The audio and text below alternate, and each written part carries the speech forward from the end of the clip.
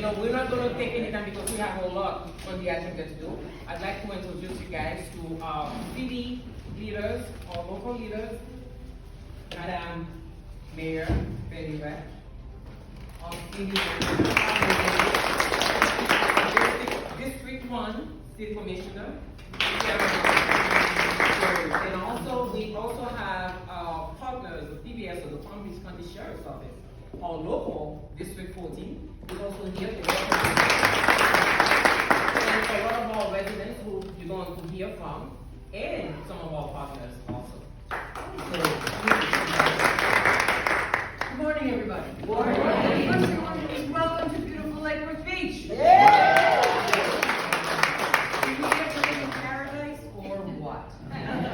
We're not going to take, Carmen and I have another meeting that we have to go to, so we're not going to take up any time, but we're honored and just excited that you're all here, and that we can show off our beautiful city to you. And thank you for coming, and enjoy the ride. And the lunch, we had a great lunch. We missed, we can't go to lunch. Good morning, welcome to Lake Worth Beach. As the mayor said, I am Sarah Malaga. You're in District 1. I want to recognize our previous District 1 Commissioner, Ms. Lowe. So this community is near and dear to my heart. You're going to get to see a lot of the work that the residents have come together to make sure that this community shines. We're going to tell you the history, the backstory. You're going to get to see amazing things in the city of Lake Worth Beach that Healthier Lake Worth Beach has partnered with other entities to bring to fruition. I have sat in those seats for many, many years because I've been part of Healthier Lake Worth Beach since before its inception. So I've done the trips across the United States, I've done these tours, and I'm very excited that we actually get to step up and be part of that this year. So welcome to our city. Feel free to ask any questions along this next couple hour journey. We are an open book, and we want to make sure that you guys get the most out of this education today.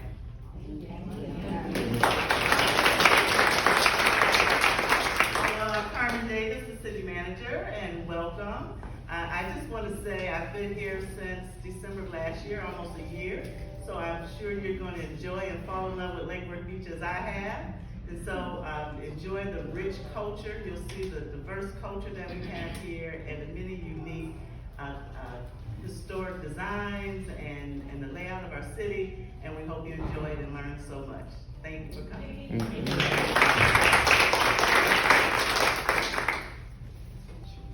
Okay, thank you. Our next guest resident is who's going to tell you a little bit of the history of Lake Worth Beach, particularly with a focus on this neighborhood. It's not the stuff that you are about to see in this neighborhood and this background. Welcome to our city. So glad to see you all here today. Thank you. I hope I don't talk too fast, but I'm going to try to give you 100 years of history. And go.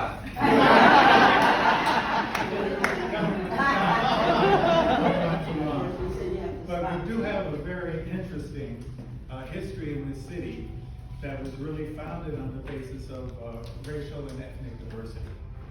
Because the original settlers in this area, this was all part of the Everglades. And then when the canals were bridged, the land became farmable. People came out here from different parts of the country, mostly from the Middle West and Georgia, and took out homesteads. And they got 160 acres under the Federal Homestead Act in the 1880s and 1890s. And they had 160 acres along the water and back this way, pretty much to where the city is today. And the very first couple to take out a homestead on the future site of Lake Worth was a mixed race couple by the name of Fannie and Samuel James. Just so I know if I'm repeating things you've already heard, have you heard about the Jameses before? Not at all? Okay. So. Again, 7 minutes. So they came down from North Carolina and came to Tallahassee and through steps, took out a homestead here on the waterfront from where the bridge is that goes over to the beach. If you've seen that south along the waterfront. And then they took out a second homestead west and they bought several others. So they owned about 800 acres of the 2,000 acres that was the original plat of the city of Lake Worth. And they actually made a lot of money. They did the typical Florida thing. They subdivided the property and sold it to Palm Beachers on speculation. And we actually have the records of all their transactions and how much money they made. And they accumulated about $250,000, which in the 1890s was a lot of money.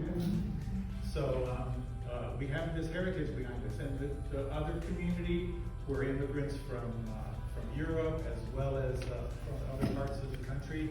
And they really, in this post-Civil War era, this far south in Florida was kind of isolated from the rest of the state, up in Tallahassee and Ocala and those areas in north and central Florida.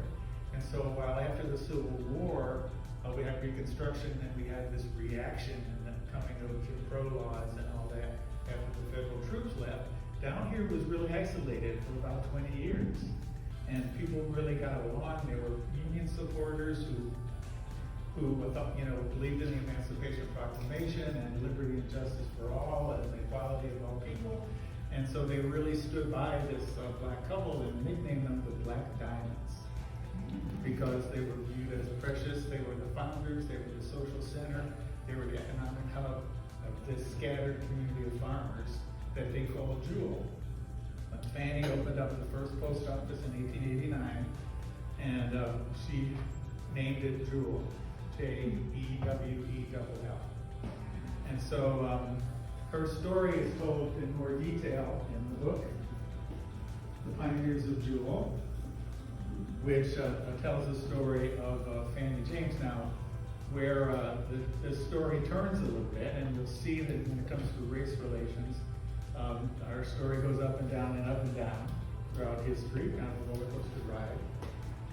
So when the developer came in and wanted to buy out the farmers and plat out a town, they bought Fannie's land. Her husband Samuel had died the year before. She was in her 70s and she was not as active in her business enterprises and such that she had been, and she sold her property.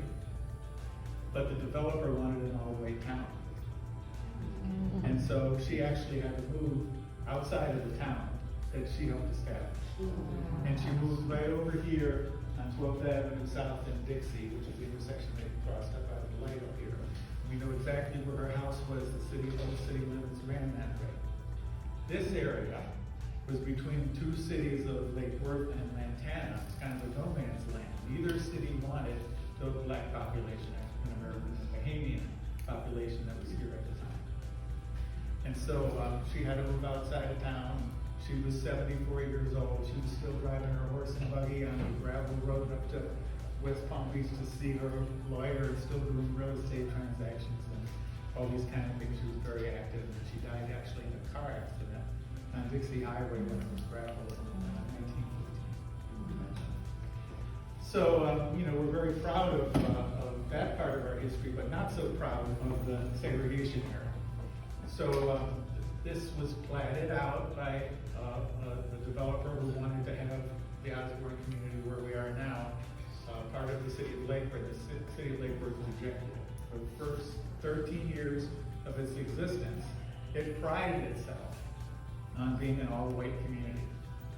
And so there were advertisements run in the local paper in that early era, and they named, just for the sake of time, I'm not going to read it, but I have the printout from the paper in 1914, promoting and inviting people to come here, and it names all the amenities they had in the city, and among those is listed no color people.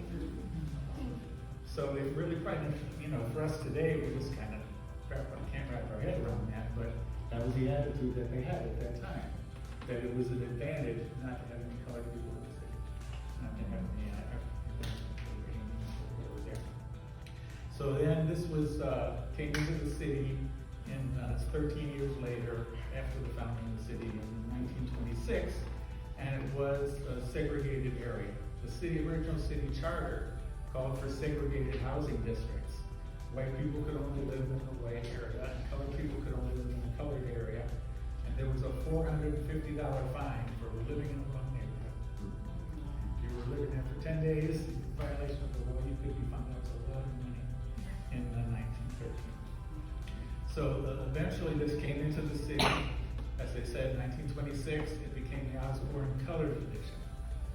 Well, of course, we had the 60s, we had the Fair Housing Act, the segregated housing pattern couldn't exist under federal law through the Civil Rights era, 1968 Fair Housing Act. And so then we had the first residents from this area move outside just around the corner on 12th Avenue, the Daniels family, in 1970. They actually kind of wrote the color by that lake. So it's kind of amazing to think about that. So we've had our ups and downs, and then after that, there was a lot of support from fair-minded people, of all races, to try to remove that stigma. And Commissioner Lowe, Vice Mayor Lowe, was on the city commission at that time and worked with Rodney Romano and other city officials 1996. to get the designation of this area, to get the word colored edition legally removed. Didn't it take an act of the Florida legislature Yes. or something to do that? Yes. Right. So again, I see another era of good feeling, if you will, where people were really dedicated to that American ideal of all people getting along and living together as equals. So, I could go on and tell you many more stories, but I'd like to just fill you in on some background since the publication of the book. My wife and I traveled around the country up to Chicago area in the summer, and the last 2 years we've had an occasion to stop by and do research on the trail of the Jameses as they worked their way south. So this year we went to North Carolina, where Fanny was born in Oxford, North Carolina. Oh. So you know where Oxford is? I was born you in know where Oxford. Milton is? Oh, That's where she was from. Oh. And he was from Halifax County, right across the line into Georgia. And they got married, and then they lived in Ohio, and then they worked their way down south here. But it's really interesting to see the history. They were a mixed race couple. They both had Irish mothers and African American fathers. And it's really interesting that Fanny's parents, as a mixed race couple, got married in North Carolina in 1822. wow. And, we found out that wasn't that uncommon at that time. After the American Revolution, there was real belief in the equality of men, that all men are created equal. And there were people who were patriots and for patriotic reasons advocated the manumission or the liberation of the slaves. There actually was a very active manumission society in North Carolina from the time of about after the Revolution up until the 1830s. And I had read about this. So in that period, another period of good feeling, where everybody was getting along and the free, African Americans, people of African descent, had a lot of rights, and they could get legally married and go to court. We found court records where they could sue other people. Fanny's parents had some problems with some of the neighbors. Really interesting story, but no time to go into it. And the articles coming out in the paper.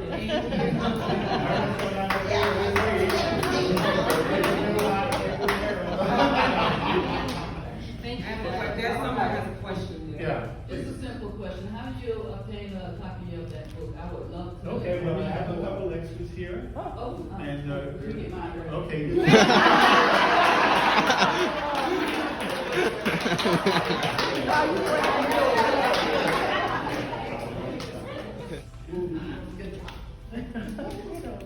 The wall was built before I probably was born, but in 1960, there was a wall that separated white from black.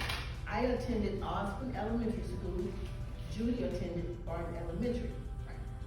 In 1965, they integrated the schools. The children from Osborne School were transferred to Barton Elementary. Of course, when I went over, sometimes your head doesn't work really hard. My head told me that I'm black, I'm not gonna be liked. My heart told me I'm gonna have many friends. And when I walked in, I was afraid. I was very shy. I was very quiet. And lo and behold, she popped up. She grabbed me by my hand. 57 years ago. She never turned loose.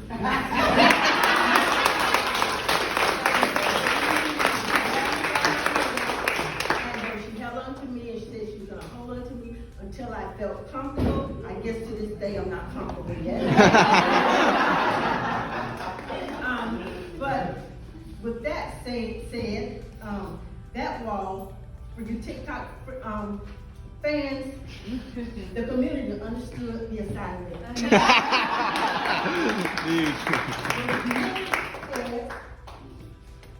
Many hands, many hearts, that wall is now the unity wall. Amen. I'm just going to share with you real quick. I asked my granddaughter, she was 4 at the time, and she helped with the unity wall. So I asked her, I said, Brittany, if someone asks you about the wall, because I pass that wall at least 6 times a day.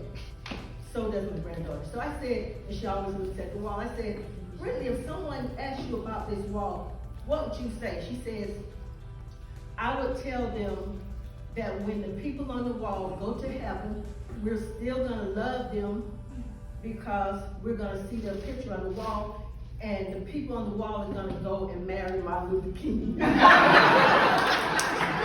thank you for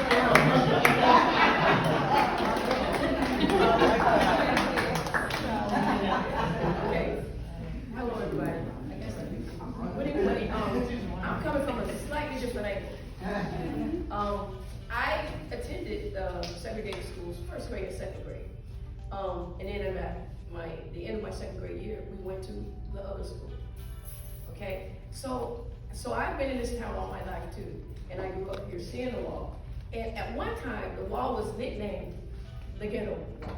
And if you were, at certain times, we're gonna tell somebody how to get to your house or come visit, and you say, oh, you live by ghetto wall. Okay, that's what you want to call it, yes. So when the healthier Lake Worth Beach people came along and said, hey, we got some fun, we want to do some things in the community. We were really excited because several years prior, we had done a project. And then after a while, the wall was back to where it began. So we sat meeting after meeting. Miss Trudy is good at that. Going out, knocking on doors, hey, we got a meeting going on down at the center. We're going to talk about redoing the wall. So we had to really get together. And I was so excited when they said, we're going to redo the wall. What do you guys want on it? And meeting after meeting, at one meeting, they had all these tables set up with pictures of artists, different ideas that we could have put on the wall. So people came that we hadn't seen in a while. People got together and started coming to the park more, because that turned into something too. Well, we're here for the wall, but it turned into making the park better too. It turned into having activities in the park, having families, something I hadn't seen in a while. They put lights up. It's all because we all came together and said we want the park to be the park again. We want to be able to come. People came in talking about the wall, but we heard them say, I would love to be able to go to the park on a Sunday afternoon with my kids and ride a bicycle, because those types of things had not happened in a while. So coming in, getting together, it was a community effort. We, and I'm speaking for a lot of people in the community, we decided what was going to go on the wall. The artists came in to give that quote unquote real nice look, because we had done it before, but we had the youth out there helping, we had different people just wanting to be a part of it. But this time we said, no, we want this thing to be really nice, because we don't like being called the ghetto wall. So I just want you guys to know that the community came together. We got kids from the high school. We got some of the elementary school kids. There was one 11-year-old in one meeting, and he kept saying, but I think we should, but why don't we? And we heard him out. And this is what we came up with. This is the result of the community, this neighborhood coming together and coming up with an idea for what we call our wall. Now, I've heard stories from my older brothers and sisters when they would walk back and forth to school that people on one side of the wall would throw rocks at them. And they knew they had to be a certain number of feet away from the wall when they were walking, because there was some bad blood between this side and that side. But now, the wall belongs to us. It's been named the Unity Wall. And I think that sums up what our community, our neighborhood wanted. And now you walk through here, this is such a diverse community. This city, we have this neighborhood, all generations from all types of countries. We're all learning each other's language. And guess what? There was a big event at the park this past weekend. And there's always something going on at the park. I heard music from the backyard, and I'm like, hey, what's going on at the park? Things that we had lost touch with. But we came together and we decided what we want to do. And we have some things coming up. Maybe you guys will come back and see that too.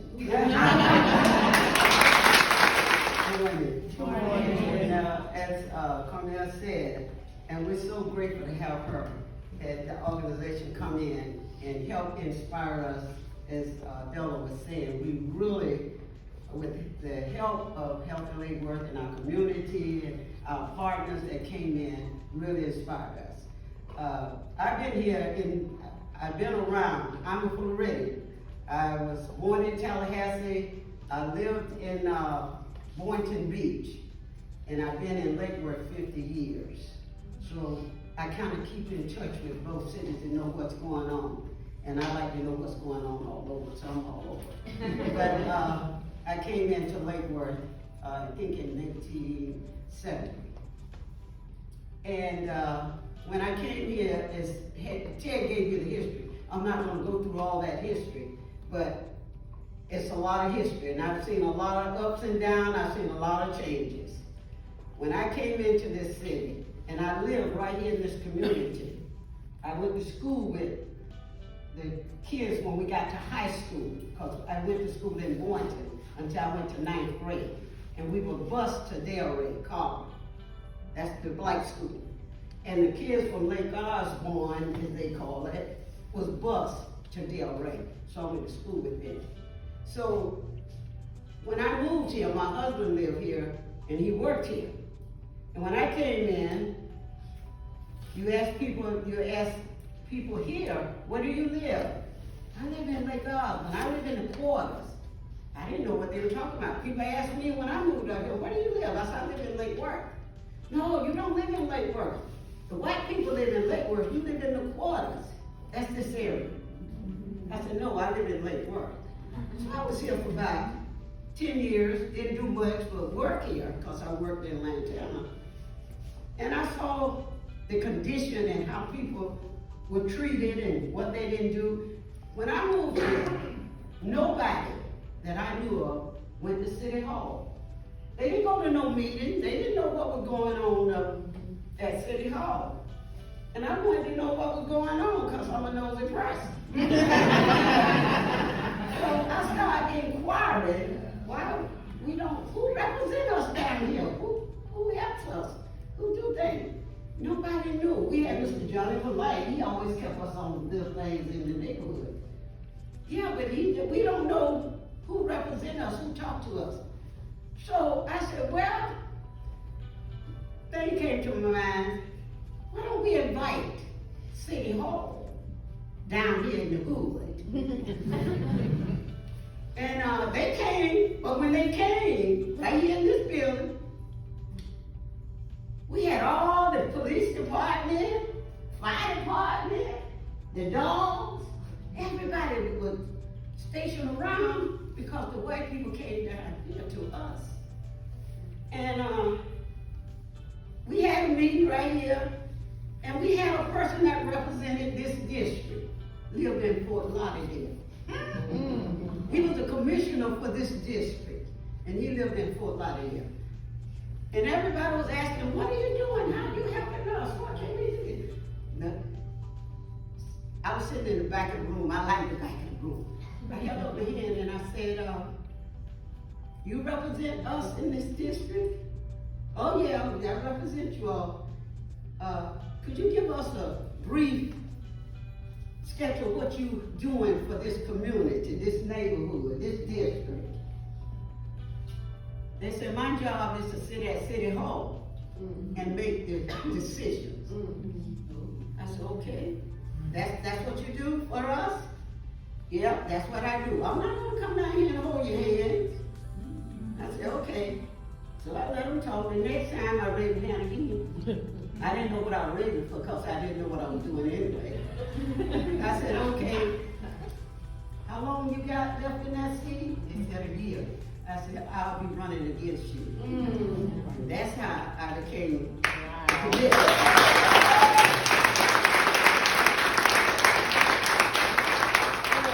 I stand to say that I work for the people.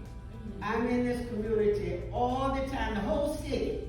I work for the city, and I work faithfully with anybody that wants to get out and help the people. And I was so proud that Health and Lake Worth came in with her sponsors and things, as Adela said, with that wall. That's our perfect unity wall now. Our park out here, we sat down meetings after meetings and got what the community, the people in this community wanted. And we have it. We have beautiful parks, beautiful walls, beautiful grounds out here. We work faithfully together to keep this community to what it is today. It's a family-oriented community. Everybody is family. So we're so glad that you came out. We want you to see all the exciting things that we have done over the past year. Even when COVID came in, she supposedly not out here working with us, but she was always out here working with us and the community. And she should have been closed in. So we're so glad to have you all come. We hope you enjoy all the amenities that we have done in this community, and we do it because we're a diverse community, we love everybody, and we work together. Feeding this community, but not just this community, communities across Palm Beach County. Okay, but then it turned out to a whole, holistic program where you don't just get food, you just get connected to services, you get connected to mental health. You get connected, whatever housing, whatever you need, Patrick is there. Amen. So, you have 5 minutes.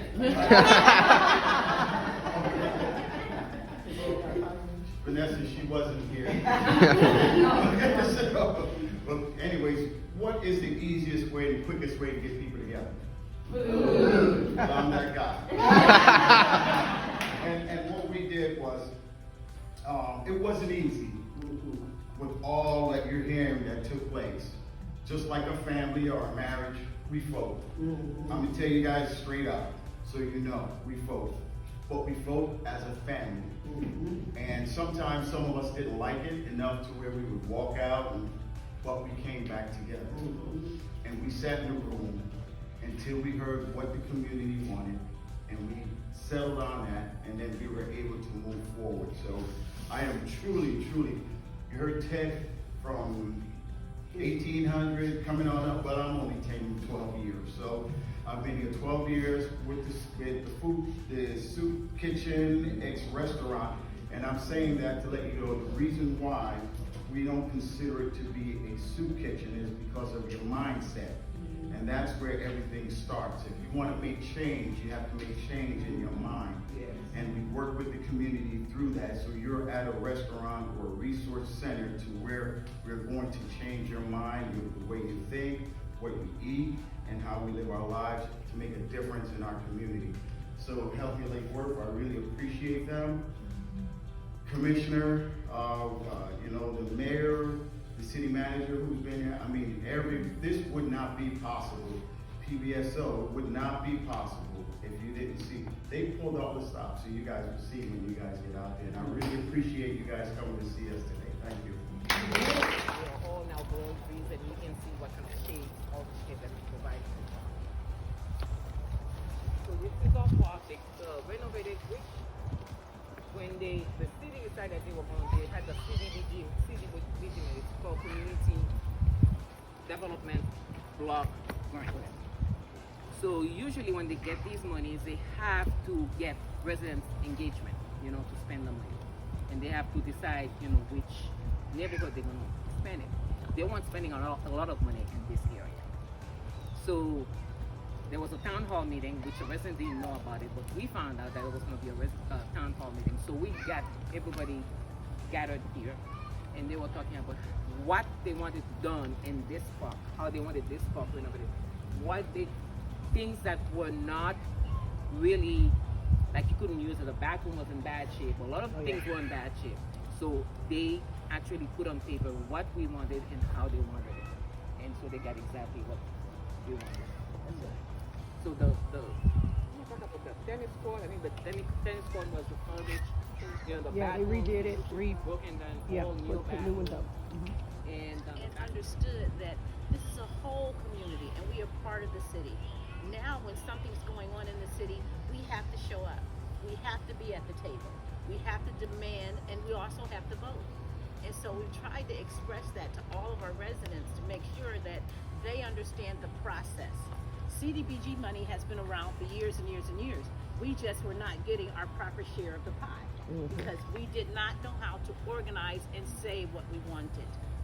And and when we got something, we got what they gave us. We didn't have enough sense to say, is there more? Can we leverage this money to do something else? And that's what Healthier Lake Worth has brought to this community. They've given us a voice, and the community has certainly learned to use it. Church, and they're part of what we do here, and if not for them, I don't know where we would be, because anytime I need help in putting together anything that we're doing, I call on them and they assist, and we are so appreciative for having them here. As you can see, they're out here today to help with what we're doing right now. Now, we serve 3 days a week here. I guess if you want to come under the shade there, I don't want to keep you guys out. Yeah.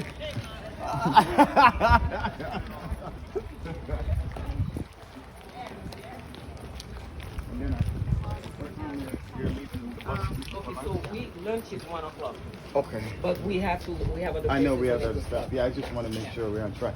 Okay, so we feed 3 times a week here, and we serve over, on average, 100 on a slow day, 100 to 200 on a busy day. Now, during the pandemic, we were doing over 600 folks every time we serve. Not a day, 3 days a week that we serve here. And it was just crazy, but truly impactful, because when you're talking about every place being locked down, we're the only place that was open during that time to help get the items that they need, all the PPPs or you name it. This is where they came. And then when the vaccination time came out, we were able to participate in that as well.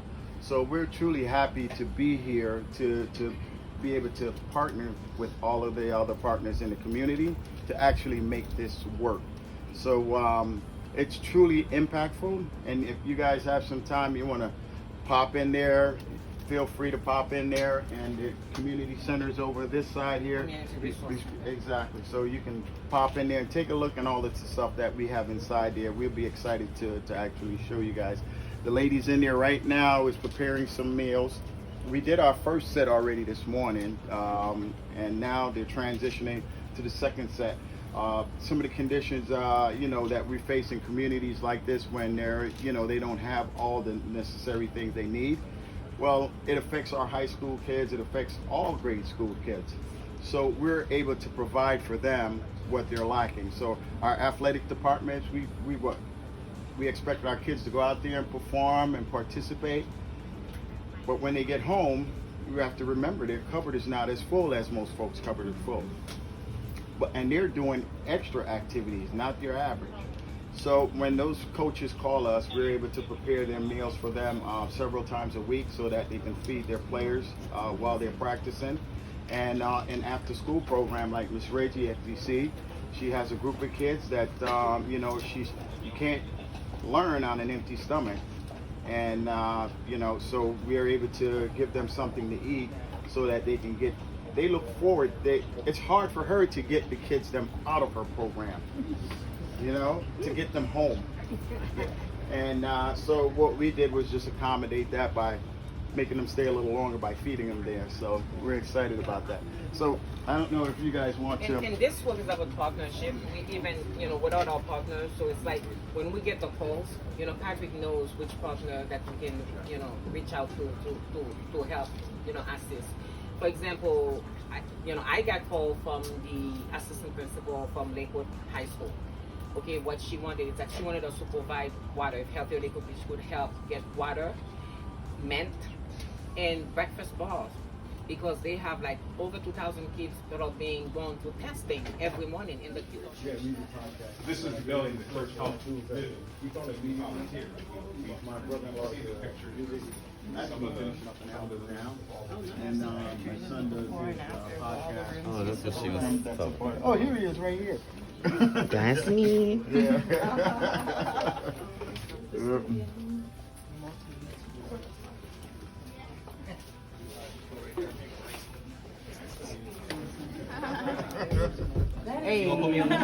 Yeah, you know how to sing? A little harmonizing. No, it's not. I know it's Arms of Hope Community.org. Yeah. Okay, because I want to be able to look at it, we want to share it with Yeah, please do. Yeah. Well, my son is right there. He's a part of your group. He's a part of our group. And Martha too, I should say. Oh, great. And then they messed up her name again. I must have been involved with that. Armsofhope.org. Community.org. I'll be asking you all that. Please do that and share it. Yeah. Thank you. We also have a radio program, Inspiring Hope. Yeah. Amateurs, and I don't know if they tell you the artists that did it were the chalk artists that usually do a chalk festival they do on the street. Let me make sure they come out.